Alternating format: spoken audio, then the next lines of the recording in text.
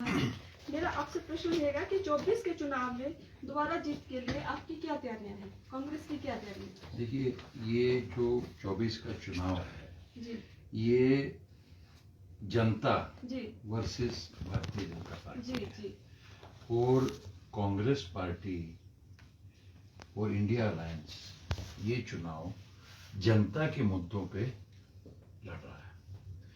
और जिस तरीके से आज ये चुनाव असाधारण महत्व प्राप्त कर चुका है, क्योंकि आज हमारा देश का लोकतंत्र खतरे में है और भारतीय जनता पार्टी का जो षड्यंत्र है, डॉक्टर बाबा साहब अम्बेडकर जी ने जो संविधान दिया है वो बदलने का, तो निश्चित रूप से जनता ये षड्यंत्र को सफल नहीं होने देगी। और आज जब भी चुनाव होता है, पिछले 10 साल से भारतीय जनता पार्टी की केंद्र में सरकार है।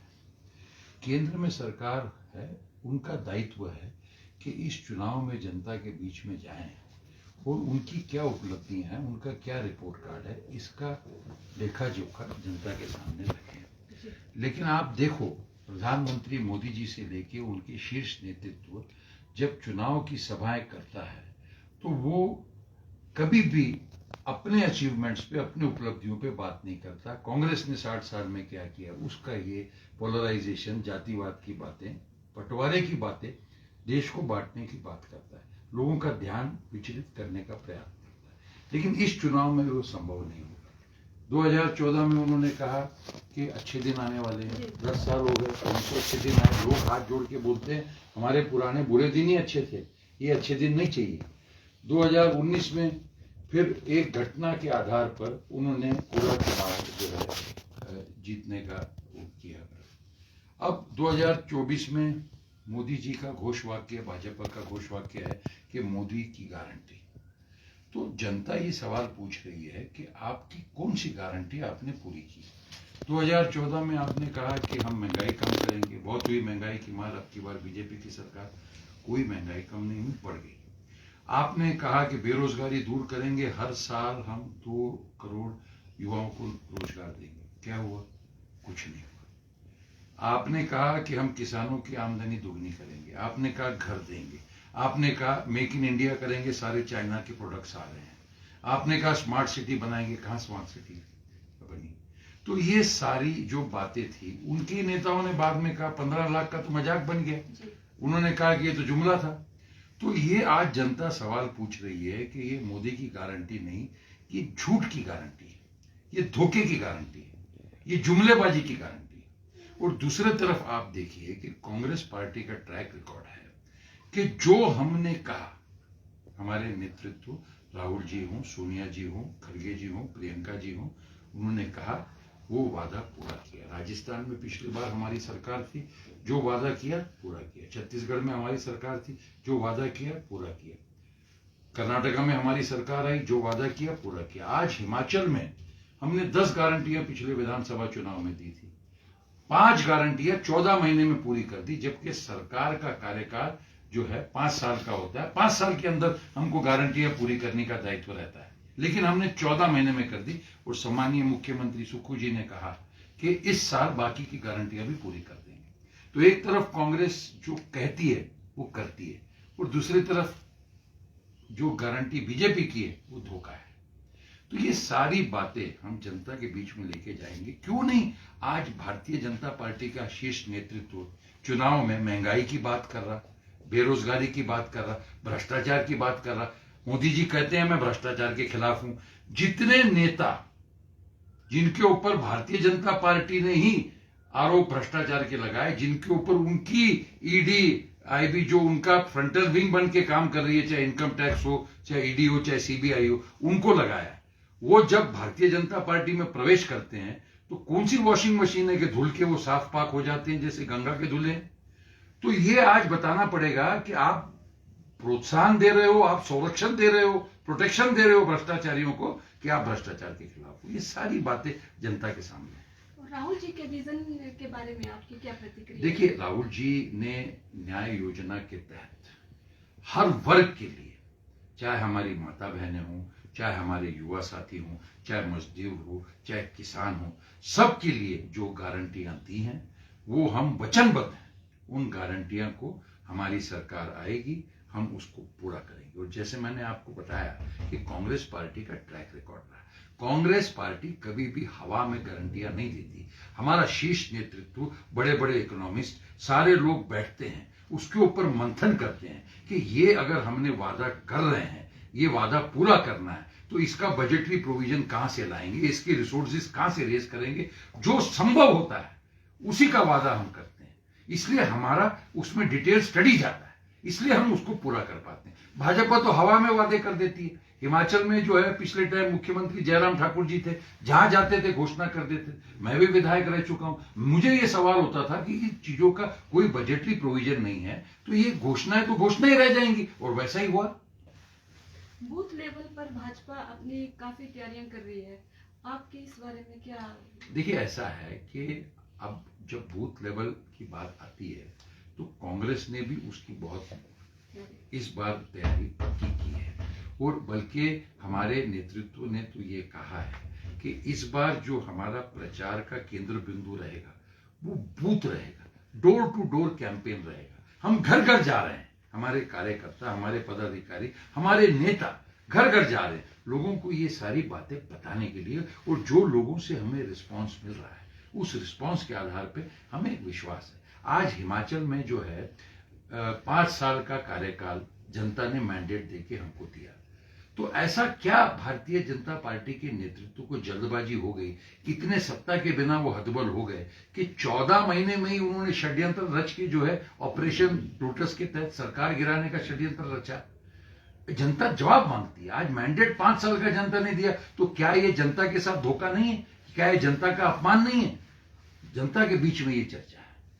कंगना जी के लिए बहुत सारे बिगड़े बोल पक्ष की तरफ से आए, जैसा कि सुनने में हमीरपुर यूथ क्लब की ओर से अभी ताजा एक विवादित पोस्ट हुई है, उसके बारे में आप?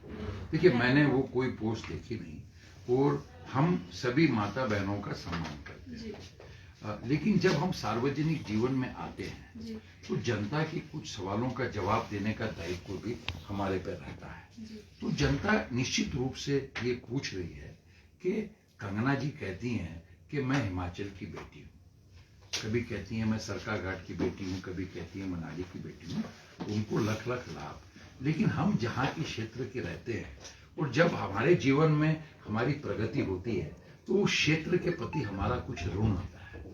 तो आज सवाल ये है कि उदाहरण सभी जनता ही पूछ रही है कि जब इतनी बड़ी आपदा हुई, जब कलाकारों में आमिर खान जी, जिनका हिमाचल से कोई संबंध नहीं है, उन्होंने 25 लाख रुपए मदद कोष में दिए, तो कंगना जी को पैसे की कमी थी तो एक 1100 रुपए का शगुन दे देती, 11,000 रुपए दे देती, वो भी उन्होंने नहीं दिया।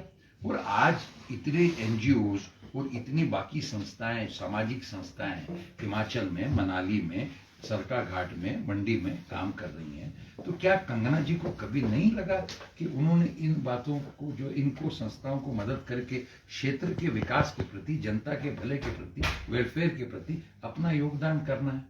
देखिए, हम चुनाव, आप हमारे उम्मीदवार भाई विक्रमादित्य सिंह जी का प्रचार देखिए कि वो मुद्दों पे बात कर रहे हैं, सबसे सम्मान से बात कर रहे हैं, बेतुकी बातें वो नहीं कर रहे, और एक विजन लेके हम चल रहे हैं।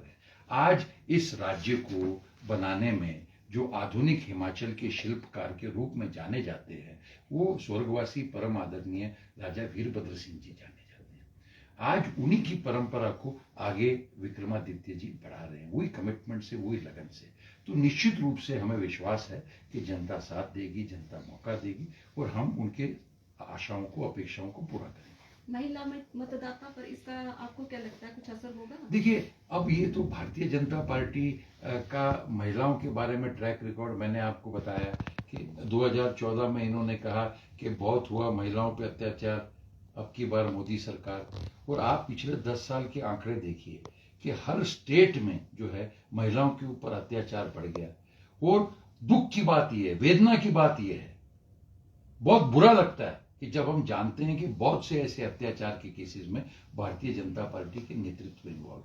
यूपी में हमने देखा, उत्तराखंड में हमने देखा, वो बात करते हैं। और मुझे हैरानी होती है कि मध्य प्रदेश में जब चुनाव का प्रचार हुआ तो उस वक्त के मुख्यमंत्री जी जो है उन्होंने घोषणा की कि हम महिलाओं को इतना देंगे, और जब बीजेपी की सरकार आ गई तो उसके बाद महिलाओं को उन्होंने कुछ नहीं दिया।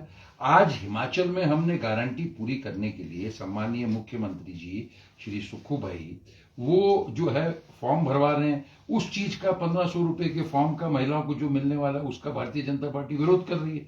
तो इनकी भूमिका तो महिला विरोधी है, तो ये जनता जानती है।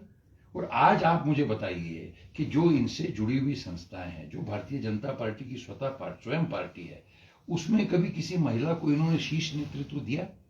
आज हमने जो है हमारी अध्यक्षा आदरणीय सोनिया गांधी जी रही, आज सीपीपी चेयरपर्सन सोनिया गांधी जी है, भारत की पहले महिला जो है वो राष्ट्रपति वो प्रतिभा सिंह जी बनाई, उस परंपरा को तोड़ा गया। तो हमेशा कांग्रेस का इतिहास महिलाओं के साथ है। कांग्रेस ने कमिटमेंट किया कि 33% महिला को आरक्षण देंगे।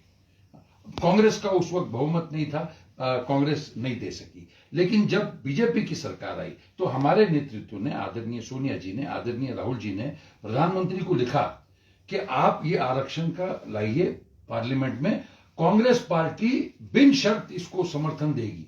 क्यों नहीं लाए? जब आप 10 साल बाद में लाने की बात करते हैं, 10 साल बाद तो आप रहेंगे ही नहीं सत्ता में, तब तो कांग्रेस ही जब सत्ता में इस बार आएगी तो ला देगी। तो हमारा पूरा कमिटमेंट हमारी माता बहनों के प्रति। आप कितने दिन प्रवास पर हैं यहाँ पर, और आप क्या चुनौतियां हैं आपको आगे? और नहीं, मैं पार्टी का छोटा कार्यकर्ता हूँ, पार्टी ने मुझे दायित्व सौंपा है।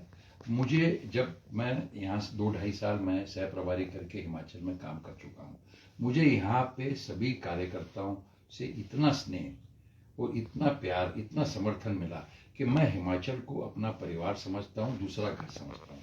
तो मुझे घर में आने का अवसर मिला, ये मैं अपना सौभाग्य समझता हूँ। और सभी के साथ, कार्यकर्ताओं के साथ कंधे से कंधा मिला के मैं चुनाव तक जो जिम्मेदारी सौंपी है उसका निवारण मैं निष्ठा से करूंगा। धन्यवाद। मैं Priya Sharma, bureau report, India news. Thank you.